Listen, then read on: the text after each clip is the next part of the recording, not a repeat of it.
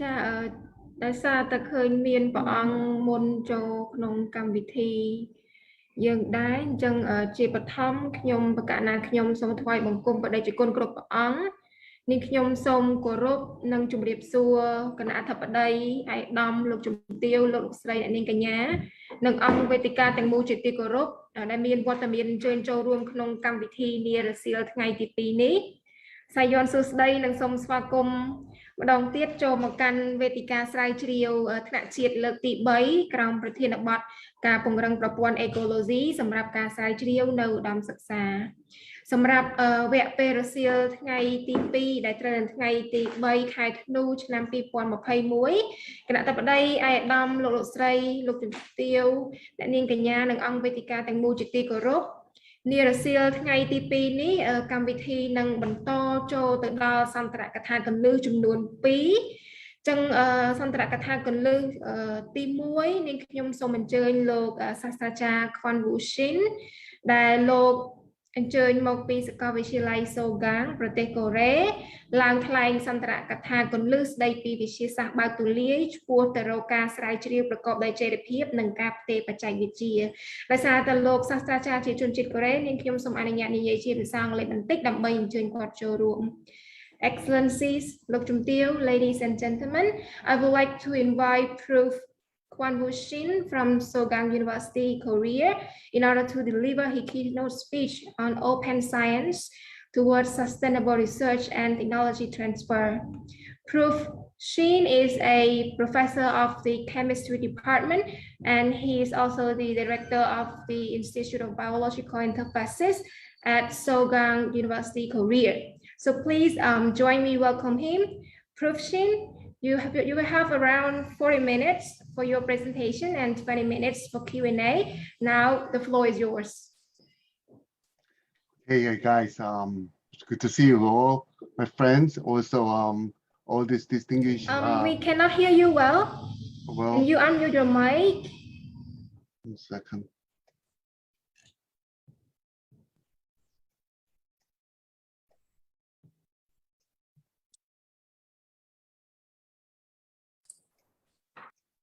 Can you hear me? Okay, wonderful. Okay, good, very good. Oh, guys, good afternoon, my friends. Also, all these distinguished speakers previously, I was enjoying. I'm very honored.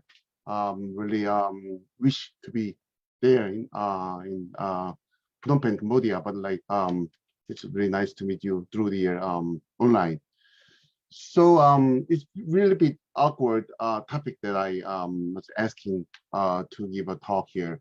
But since I was working in this field, like open science, also society of the appropriate technology for a while, I might be give some example cases how we can make our research, fundamental research, make some of the interesting social impact, and eventually go to the money business, also more like motivated research to the people. So I like to share some of my research. Before I begin with, some of you don't know where I'm coming from. I'm from the Sogang University. This is Jesuit school in Korea, in Seoul, but about 450 full-time faculty and also about 10,000 students. But like we have more than 2,000 international students here. This is quite like English-based like environment. Also, I see many of a couple of my former students also in the same room here in this Zoom like meeting right now. So I don't have to be too much detail, but we have a number of natural science and also a number of engineering as well. But still, again, we are not really big school. It's compared to the Royal University of the Phnom Penh. This is relatively small, but very strong also in many of the scientific program as well. So the one of the interesting thing is actually we are very strong tied to the Cambodia. We actually we sending our student volunteer program since more than like 18 years so far. And also we also invite many of the Cambodian students to Korea since 2008. And also I was one of the main members. We working very close working to the RPP. We make the scientific lab there. We teaching the class, and also we work with collaborative research with ever since like more than 10 years so far. For myself, if I just a little bit detailed, if I highlighting my background is material science, but also I'm the CEO of my own company, Lab 311, which is my room number. And also I was the working as of the Dean of Research in Seoul Universities. And also I was the president of the Society of the Appropriate Technology. So technique become like science become engineering. That goes to the interesting social impact. That's my major topic area. You can see here. Today I will introduce some of the research-based like social impact issue that inkjet printing, bioprinting, also 3D printers, and also working with some sensors as well, and so on. So these are a little bit of the issue here. Like this is a very common like phenomena you can see here. Like the raindrops, it's just passing through it's a droplet on this lotus leaves. So people knows this phenomena very much. And again, this is the very well-known scientific understanding. Each drops has interfacial tension, energy, and so on. But once we understand the scientific understandings, we can actually manipulate how this drop actually shape is changing over with the like interactions. So the things that I'm not here to explain the scientific background, but once we understand the scientific understanding, we can make very interesting phenomena here. So like there is nature with holding the science background, and then we understanding try to explain based on the very fundamental science, and then we make this application. We manipulate the shape of the droplet or motions, and that goes to the like a little bit more device. So what we done the last like tens of years was we printing by the inkjet printers, and then some patterns actually it guide to the drop motions. I like to show you a little bit of the this printed patterns. We print this electric pattern on the paper, and this paper goes to the some device. One of the example could be might be like this kind of the pattern printed by inkjet printer, and then we can manipulate like the way drop moves on the lotus. So this drop is actually moving toward my electric stimuli here. So this can be like done with many different shape or kinds. For example, here like the large drop can merge, and this drop can actually go to the opposite directions. So as we programmed, we can actually control this drop. But the whole thing is here, the chemistry or biomedical science is almost everything about manipulating droplet. So we have the pipette, we mixing the droplet with the beakers, or we measure precise amount of the volumes. So this kind of the manipulation, it can be possible with on the paper, but that goes to the eventually some of the idea what we can do something interesting stuff. For example, like probably many of you already forget for a long time ago, but if you are still in the scientific field, but everybody know what that is. This is the delivering pipette. So certain volume move to the one to the other. So that volume actually region advanced volume. This is the other digital volume appendage like pipette. So we can control the amount of the drop one side to the other. So with this, our major understandings, we can actually manipulate droplet like this way. So one big drop become two small drops, or these two small drop become like four. It's moving here, and then four drops, which means we can actually manipulate from the large drop to the small like piece of drops. That means once you have the 1 milliliter, we can make the a quarter 4 drop of the milliliter, meaning that like the way we can transfer to the drop on the lotus, we can actually using this one for the scientific application. This is one of the example of the pipette, or we can actually make this of the very small piece of drop upon the voltage variations. So we can make everything on the paper with this small like manipulation. If you go to the lab, many people also understanding many chemistry is rely on to the like heat. So this kind of the burner or oven, this is a really necessary stuff. So since we can printing on the paper with the conducting layer, we can actually make some paper heaters. Paper heater means we can actually making water droplet with the heating like stages. We can make the heating system with the function of the voltage applied. But that means we can actually make also like thermometer. This is basically same principle sharing. So upon the drop, we can actually heat up, moving or controlling their precise like temperatures. Everything is possible on the paper. So again, we actually observing how this drop is moving, and then we can manipulate this is the movement or heating, like the way in the like chemistry lab on the paper chips. So once we understood this droplet motions, we can actually make eventually that goes to the like PCR device. Everybody probably know now what the PCR means. This is the polymerization of the DNA. This is essential device to detect the COVID-19.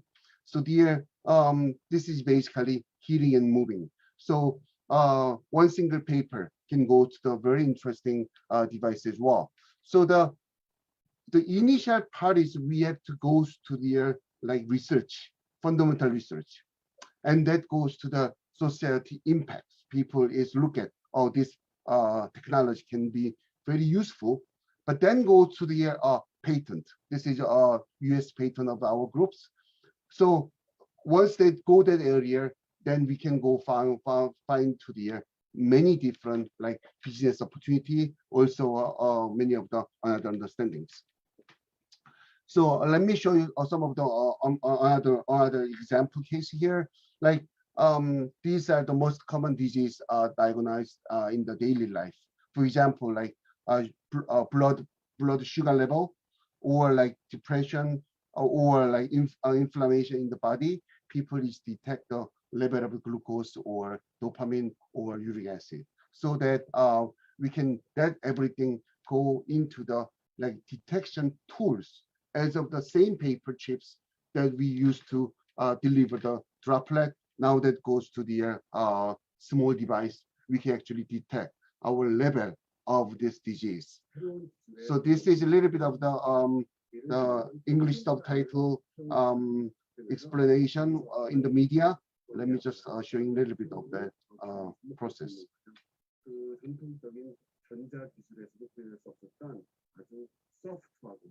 플렉서블한 이러한 전자 장치들과 같이 결합이 되면서 새로운 방향으로 인공 기술들이 진화되고 있습니다. Electronic chips had to undergo complex semiconductor processes. But now, with research by Korean researchers, printing electronic chips with printers has become possible. Paper chips are being used as new materials in the field of medical diagnostic devices.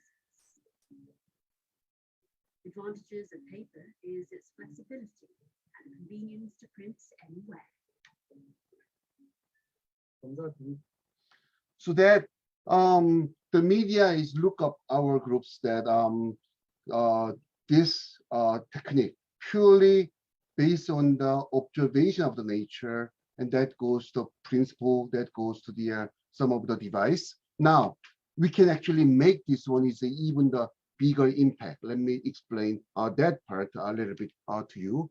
So the like they are like still the AIDS is incurable disease, as you know, but there are no direct drugs for that.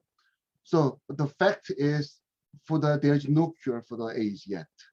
But if you look at this graph, as of the 2006, the number of the people like dying from the AIDS is actually dropped, which means although we don't have the drug for the AIDS, this number of people who dying due to the AIDS is actually decreasing. So this is actually it's because this is the like the number of people is hospitalized is actually increasing a lot. The means even though there is no cure, even though there is no drugs, if we actually patient goes to the hospital and then we actually treat them, they actually can be actually not perfectly cured, but they actually at least they can survive from that. So there is no incurable disease actually been gradually conquered by the intensive cares. So that actually indicating if you can screen the more patient, actually we can actually make them survive.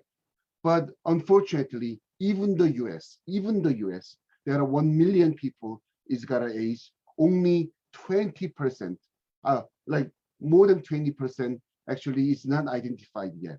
So they actually keep spreading out. So the only thing is, like if you go to Africa, it's even worse. So only thing is if we actually find the more patient as early as possible, will be really fun to really good to chance to survive people not to death because of this age. Interestingly here, I like to share a little bit of the math here. I'm not sure how much I can deliver. It's more like fun way. So it can be a corona, it can be AIDS. The first screening is very important, as you know. So the examination cost, including PCR or any of the any kind of the screening, usually less than about $50 to $200 is actually the actual cost for the measurement. So like Vietnam here, they actually have nearly 100 million year 2020 here. So let's say assume that we're gonna take all the people, all the population of the Vietnam people with the AIDS test. But then it's actually mass goes to the 9.7 billion is needed for the 97 million population. But if the test cost down to the $1, but then this is actually 97 million people, $97 million. This is the $1, right? Well, let's say if the treatment is go down to the $0.1 dollar, but then they go to the other $0.7 million. So if the cost of examination is actually cheaper, then even cheaper. But then what happened? That was my initial motivation of how we can make this science more more appropriately spreadable to people here. So assume that I have the $1 million here. It's not a big money for the medical cost. So that let's say if this is about $50 for $1 million, we can actually make checkup screening for the almost 20,000 people. this is actually all the students in RPP, right? So let's say I have $1 million. One test costs about $50. Then I can get every student in RPP with this nearly 20,000 students here. Let's say if this is become $1, but then I can actually make the people check up with the 1 million student people. That's almost like all the population of the Battambang province. That's nearly 1 million people here. So now, if the diagnosis cost is about less than 0.01, this is about 1 cent. But then what happens if the cost is about $0.01, and then I have the $1 million? But then, very interestingly, I can actually testing all the population of the Cambodia, plus I can testing all this population of the New York, San Francisco, Chicago, Boston, and Las Vegas, and the Hong Kong, and also Tokyo, and also Vancouver. No wonder also population as well. So once we reduce the cost down as small as possible, with the same value, I can spread out this amount of the population on the same cost. So this is actually amazing math for the spread out. So the making this cost with the just paper, with the very cheap paper, it has a huge potential because we can actually manipulate this kind of the manipulation even on this newspaper. This is very not very common paper in anywhere, everywhere.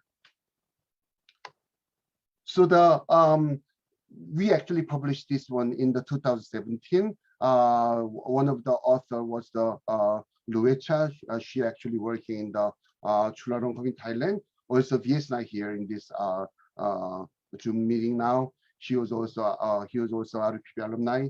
There was an excellent job to create this kind of new science for the better application eventually. So the idea is once we set up this kind of the device, but then once things happen, the outbreak like corona or anything, but then we design this paper chip and we deliver by SNS, and then production automation can be done on site. This is the whole idea what we can contribute to the system.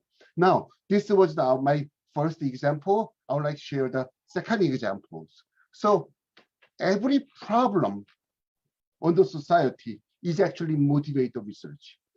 Does not have to be like the science with something like very deeply not relevant, fundamental. Like for example, this is the map of the people death toll due to the polluted water. You can see the really serious in the Sub-Sahara area of the Africa, also India, but some of them is really some other area as well.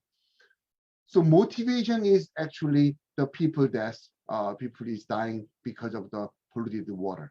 So that there are some suggestions we can actually make the filtration with the kind of this sand purification, water purification. This is another example actually we actually worked on many years ago with the sand filter. Is also in the locally in the Cambodia as well. So the this kind of the issue in our group is also we working with in the Cambodia as well. We developed their 3D printing based water filter.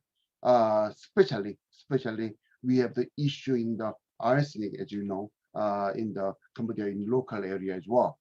But the things we actually make some social impact. So we actually need the media attention because of the we spreading out. So we actually I brought one of the exchange students from the Brazil, and this Brazilian media actually follow us, and this was big issue. Brazil student is actually in the working in Cambodia through the program of the Sarang University, and then we actually went to there, and then we designed this kind of the arsenic filter made by the 3D printer. And then this was actually designed by Seoul University, and also we actually testing throughout this. This is the Tolen subliver meeting with the Mekong subliver. We go through the every steps. We get the water, and we through the filtration perform at the chemistry lab in the RPP. This was actually published later in 2020 with the student of the number of students. This three-dimensional printed water filtration system by the for the arsenic removal system as well. So this is actually very fun. Lastly, I want to share one more very interesting issue, whether how we can handle this kind of the rural issue for the major research. So this is the actual video of the so-called like Mountain Merapi in Indonesia. So there was a major eruption was 2010, 2020, 2021. So after this big eruption in 2010, look at here, huge eruption in 2010. Like all this site has been covered by the ash. So I actually went there with my my group of teams, and then we actually, this is not the exact Merapi, but we actually went to the Merapi here, and then just nearby, only 8 kilometers away, this is the closest town near this major Merapi area. We met the students, and then we learned very interesting issue there. So after the explosion in 2010, the number of students has problems of the cognitive impairment, which means they have a little bit of the lower IQ and difficulty of the understandings in elementary school. This was a big problem in local area because of the since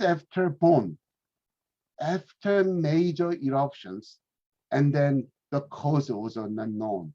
So we make the team of the groups, including a doctor. We went there, we interview, we also make the water, whether the water is contaminated or not. We testing, and then this was also published as a case study, high prevalence of the cognitive impairment of student, also driven by myself with my team of my students. So there is no barrier for the research. Research doesn't have to be like high, expensive tool or like semiconductor or solar cell or extremely difficult level of research. But every single issue can be researched once you have the motivation.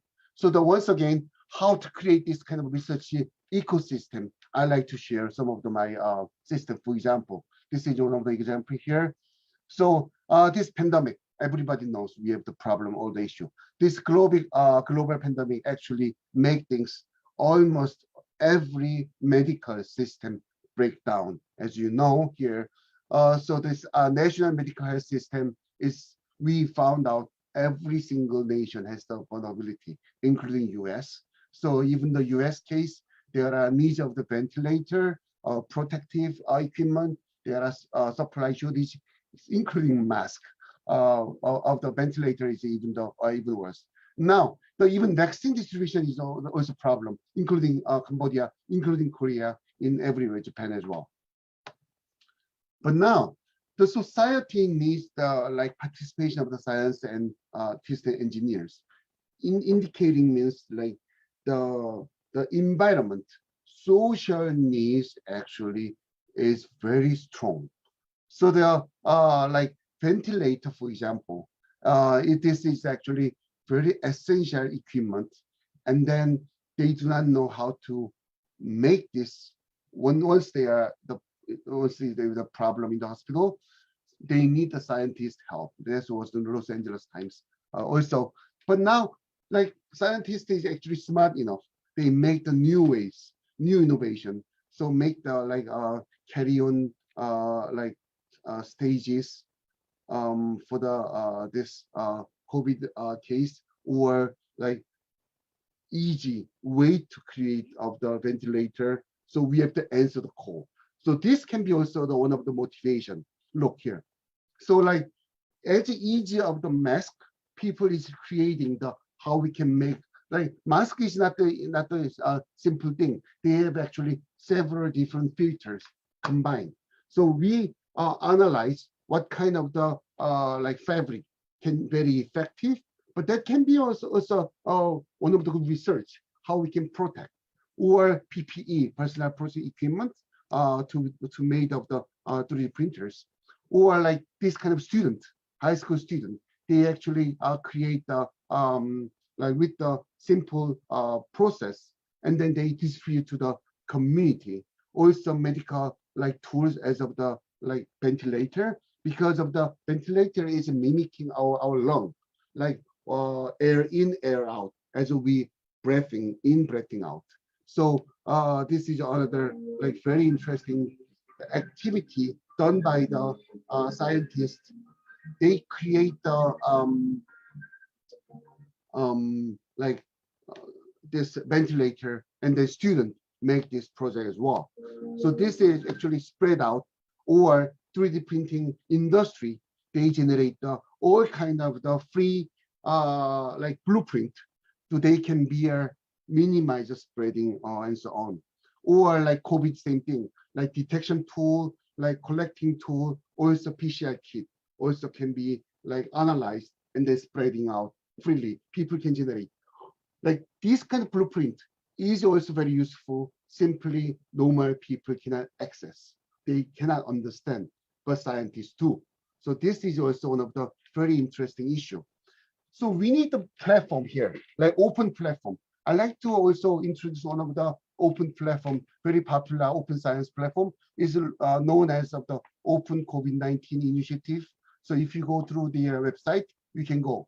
So they actually participating many different stakeholders here, and then they generate all this understanding, like free of charge, like scientific project, including diagnostic, validation, treatment, information, and data. So this is the open source, open tools, including all these engineers come together. More than 1,000, 10,000 engineers right now. They make the new project with the online web-based project. Some people have idea how I can make DIY, doing yourself detection tool, PCR kits, or COVID analysis. But then engineers come together, solve the problem, and then finally make some solution for that. So that sponsors providing some $3,000 per project, but then like people can assemble and they make the new project and so on. This is somewhat we call like open platform with the large giant lab as well. So my group as well, we also have the 3D printing capability. So we designed actually world first foldable 3D printer in my lab. We actually went to the US for the like business oriented activity as well. But actually this can be one of the very interesting starting of as well. I'm going to show you a bit of the video here.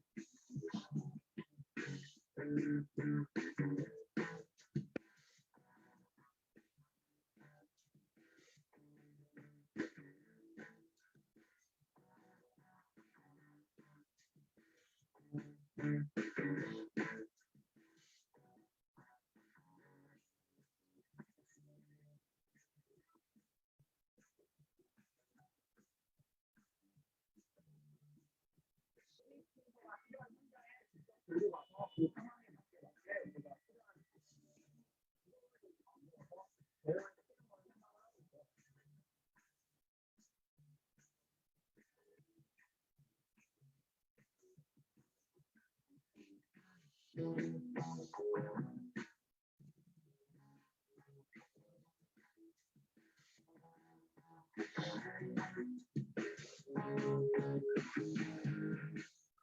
the point is here, it's not really the printer itself.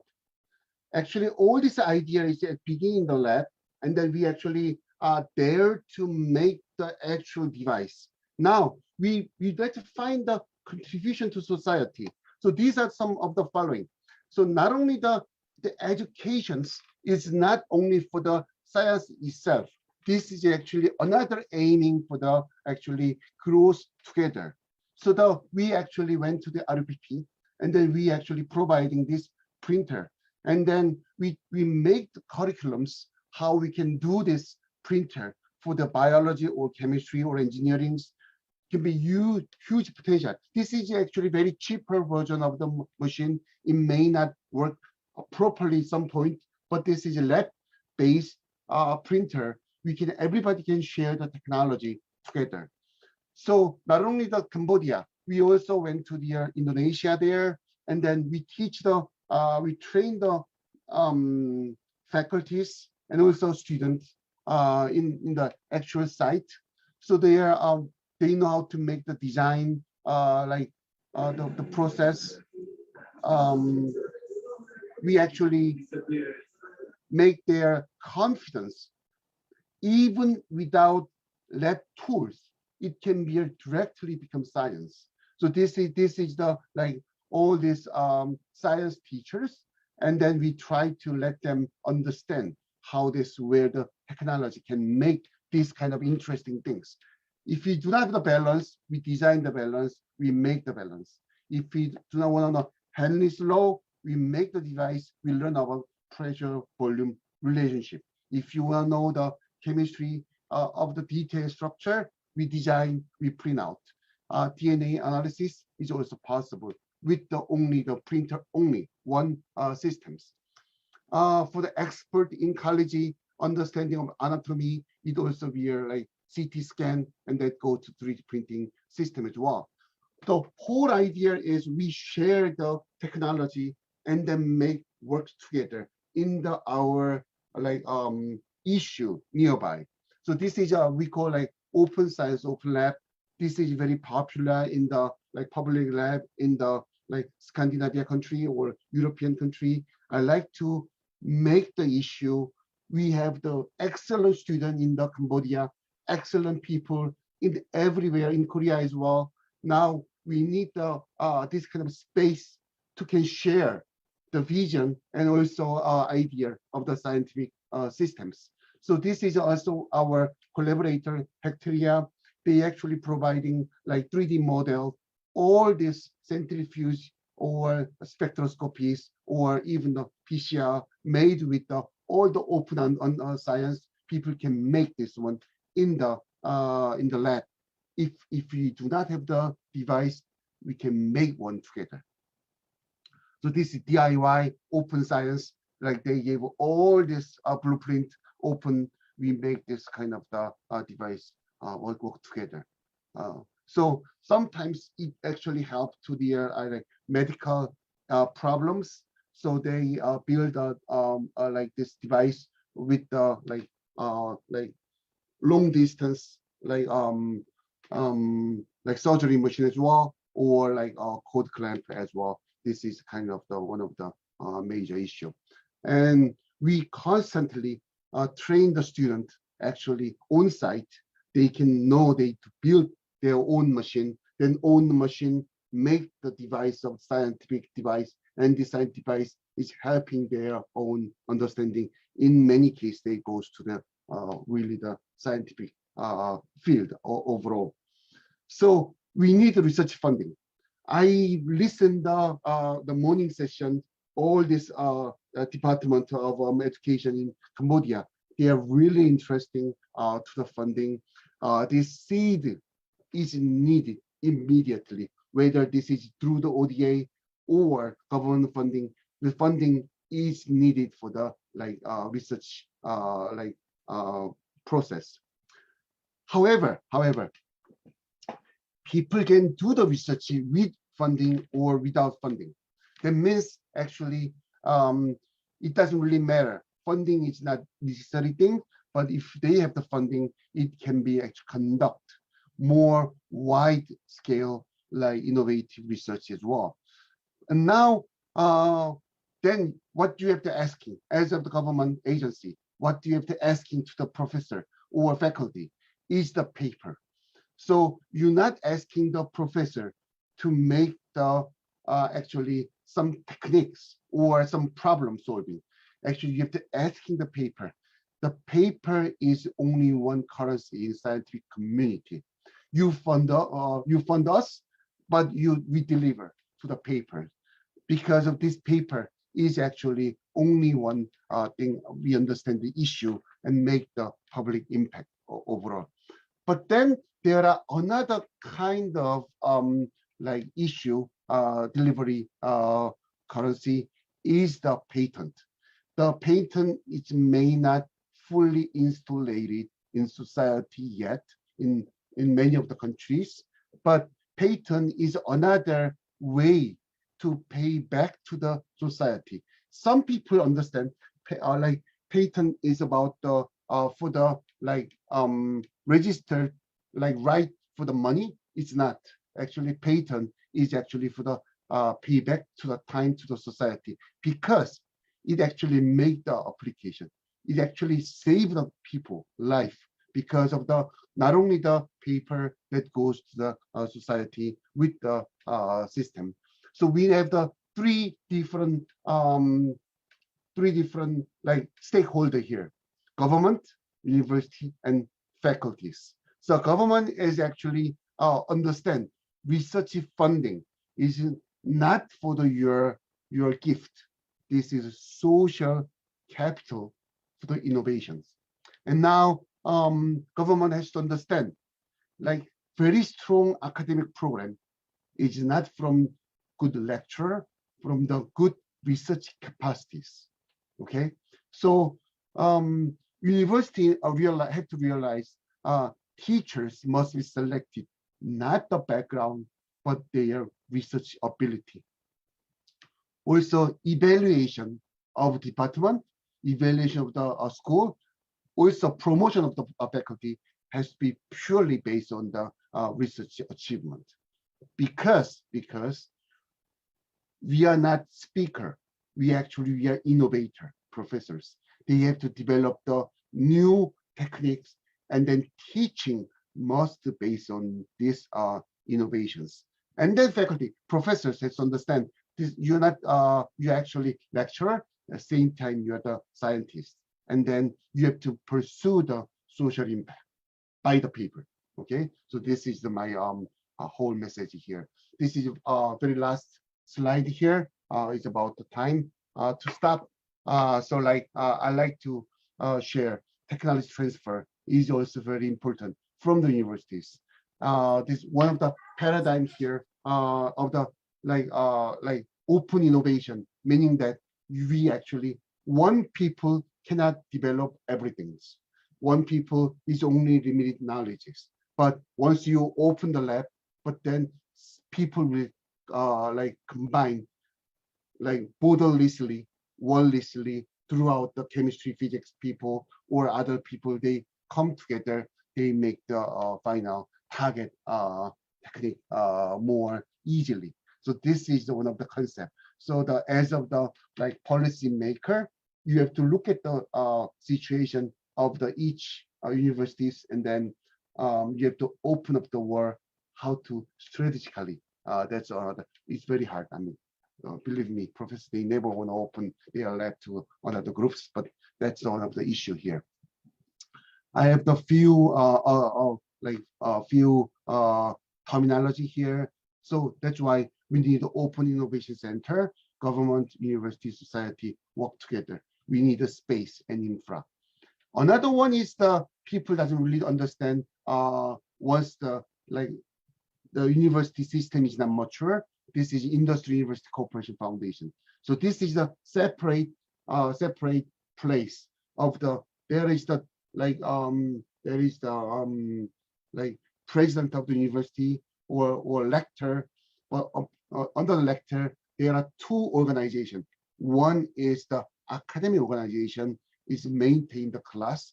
Another one is the cooperation to the industry, maintain the patent, also technology to the society. That has to be actually come together. And then you need a class of the entrepreneurship, also industrial revolution workshop 3.0. That is actually have to learn. Students to be exposed to the system, and then like practice and also internship. That might be the another system. So final word, connect, collaborate, and also challenging is up to you as for the this kind of the main process. So this was my last slide. Thank you very much for your listening. Welcome to discuss for your next 15 minutes. Thank you. Right. Thank you so much, Prof. Shin, for your impressive presentation. Excellencies, ladies and gentlemen, Prof. Shin's already finished his speech. I would like to open for a Q&A session now. If you have any questions or comments related to his presentation, please raise your hand using the emoji function in Zoom.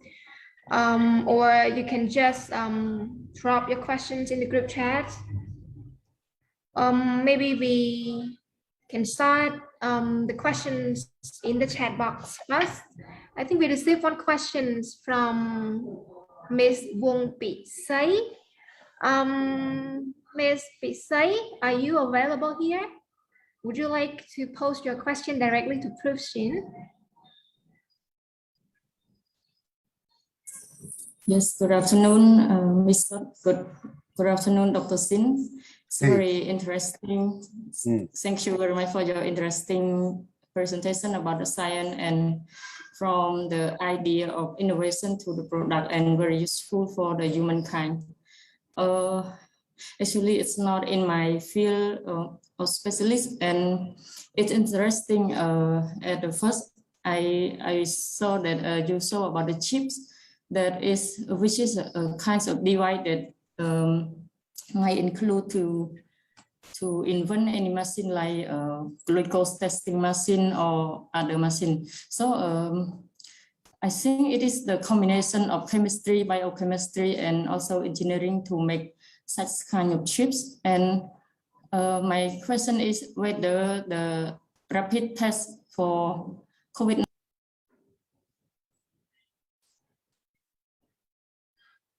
Oh, are you accidentally mute yourself? Because we are not hearing. Okay. No. Yes. I just would like to ask, is the rapid test for COVID-19 now, which is used worldwide, is it composed of the chips that you mentioned also? Yes, excellent question. Yes. I mean, before I answer, I have here my former student. Now he's also participating in this conference. Vietnam Som, Dr. Som.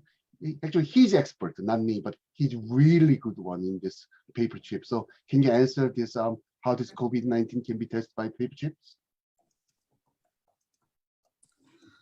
Yes, but I will explain in my process.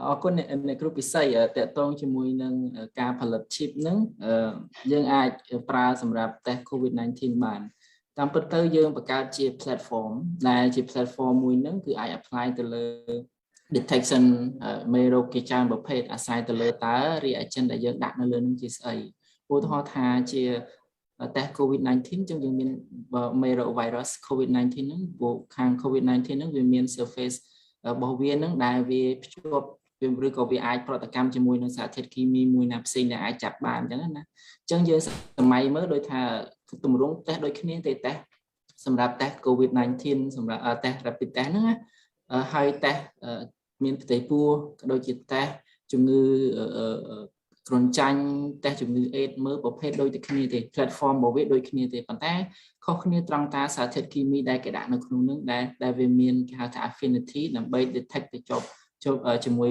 មេរោគទាំងអស់នោះតើតើនឹងការធ្វើ chip នឹងគឺវាមានការ combine ច្រើន field ដែលយើងអាចហៅថា multidisciplinary research ទាំងខាង engineering គាត់អាច design ជា chip នឹងទៅហើយខាង biology គាត់អាចសិក្សាលម្អិតតកតងទៅតាប្រភេទមេរោគនឹងវាមានលក្ខណៈម៉េចទៅខាងគីមីឬក៏ខាង bioengineering នឹងគាត់ design ពពួកគេហៅថា enzyme ឬក៏ពពួក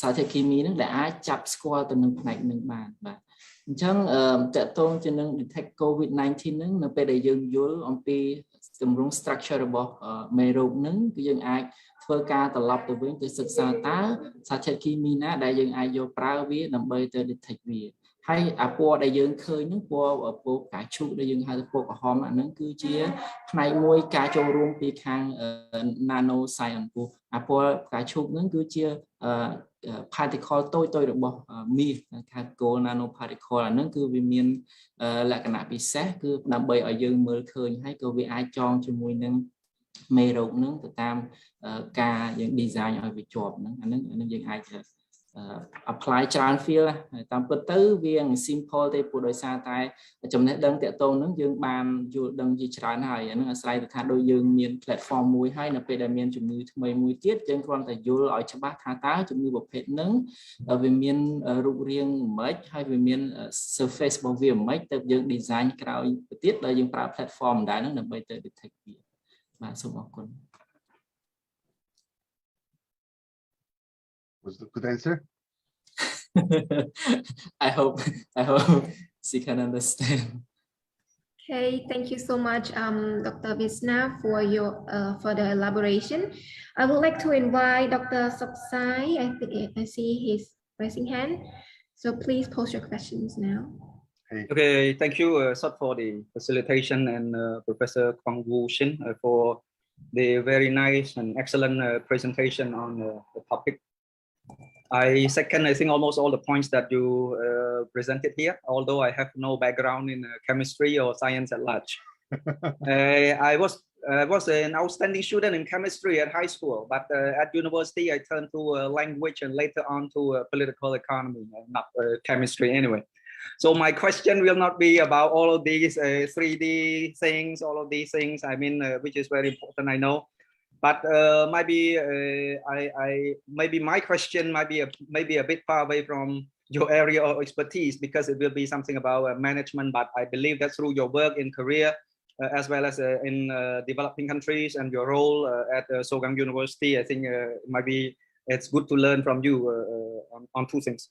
But first, I totally agree with many things that you say, including the slide here on show. I mean, the role of the government, university, and faculty, I mean the faculty members in promoting TT, technology transfer.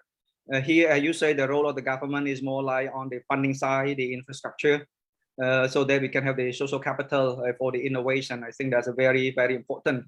And might be the lesson for the Cambodian government, especially the Ministry of Economy and Finance and the Ministry of Education, Youth and Sport, is actually to continue funding research. I mean, especially applied research. I mean, not with the end goal is actually not just to publish paper, but the paper that can make impact. I mean, as you say here, patents. It's good that you say patent is actually not for money, but more like giving back to the taxpayers who fund us to research.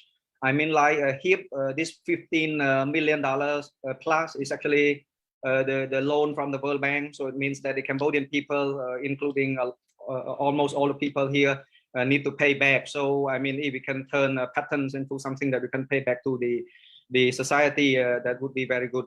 And as you say here, the role of the university is actually to manage the human resources. I mean, the resources, but especially the human resources. I mean, the 3 points that you raised is actually more all to do with human and money. So the role of the university leaders are actually to make sure that you maintain the right people, the best and the brightest, keep them at the university, and then try to mobilize for funding so that we can do all of this technology transfer research. But again, at the individual level, as you say, it's very important that our researcher must also be lecturers, so that they can transfer the knowledge to the second generation, but as well as pursue the social impact research. I mean, something that I've been talking. I and the colleague here at the ministry been talking to all our colleagues from the 5 universities who receive grants from the project. I mean, it's very, very important just to make the impact. I mean, just more like a recap of what I totally agree with you, the main point that I agree with you. But then it comes to the question. I mean, the technology transfer, TT, is actually very, very new in Cambodia. I mean, it's new to the people at the ministries. It's very new for the researchers. It's very new for university leaders, I mean, in Cambodia. And as far as I understand, HIP, the Higher Education Improvement Project, is probably the first project whereby we try to link capacity building and development. I mean, like in this project, as far as I can remember, 4 groups from RUPP plan to have patents over their research, I think, which is very, very good. But it's still the starting point. I mean, previously, almost all our research are capacity building and funded by development partners, I think, including Korea. So this is our first experiment with large scale applied research with the intention of technology transfer and industry collaboration. It's very new, and of course, it's important that we do the technology transfer. But again, I think like the case of Korea, I think Korea has shortened the pace of change when it comes to technology transfer, right? I mean, after the war in 1953, the country was totally down to earth. I mean, and then you just rebuild the country from scratch in just, I think, 40 to 50 years, which to me is amazing, you know. I always been very interested in Korea. I focus on Korea in my study, Korean development 20 years ago in my postgraduate studies, always amazed me. But then what can country like Cambodia, you know, which are emerging from year-longs of civil conflict, to learn from Cambodia in terms of leadership so that we can shorten the pace of change? I mean, we need to do the technology transfer in Cambodia, but then we don't have much time, you know, we need to play the catch-up game. But then in your opinion, you know, what are the role of, I would call it, you look at the 3 levels, the government, the university, and the faculty members. I would just to hear your opinion on the same thing, but to the Cambodian side, you know, like what is the role of the government, the role of the university leaders, especially the president, I mean the rector and the vice rector, and then to the faculty level, I mean, what should they play so that we can shorten the pace of change of technology transfer in Cambodia? That is question number 1. Question number 2, I think you have produced a lot of excellent graduate here. I think we have here Dr. Sung Visna, an amazing guy. I also know that a lot of amazing graduate from Sogang at RUPP, maybe at other university, but I know that at RUPP we have a lot of amazing people from Sogang and other university in Korea. They were in so excellent lab in Korea, you know, but when they come back, you know, they need to work in an environment where they may not have all the things that they have. And then, I mean, to these people like Visna, or maybe to Dr. Sriu Tarat, who also came from Sogang, as far as I remember, how can they work in an environment less, but they can do more? I mean, what are some of the advice that you may give to some of these people so that they can carry on the mission of research and technology transfer? Thank you. I think just very short question. Thank you.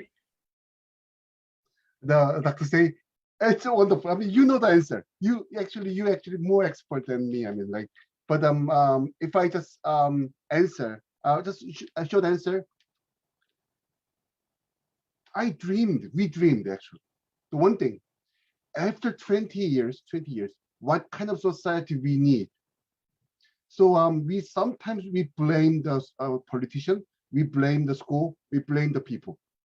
But like now, the always the society asking for the money with the like, you know, things like more like materialized things. But like we already believe in ourselves that like in the next 20 years we will, like, society respect the people who with the educations, people with the scientific understandings.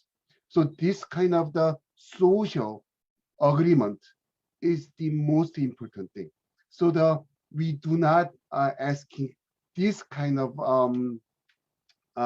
consensus agreement. It's not for the someone who rector or that we have to every people who has a college background, we have to make this like social understanding agreement that we aiming for the knowledge-based society, innovation-based society. That only changes our society. That's my the first answer. Second answer is of course we do a lot of research with the good device, but today I'm gonna the example I want to show you is not the development by the like $10 million project. This is a very, very easy something motivated by our environment, our neighborhood. So and then I tried myself also. I'm visiting RPP every year, but for that I try to make a good experience to the faculty in the RPP having publishing paper is how big this is. This good is. Also same as to students. Once they train, this kind of the activity is make this comes out and they understand. Oh, now I'm changing my whole view. Go back to the actual research rather than their usual even under the usual difficulty. But this is already time's up. But like I'd like to talk to you even more in detail later on if we have some time other a chance to talk about it.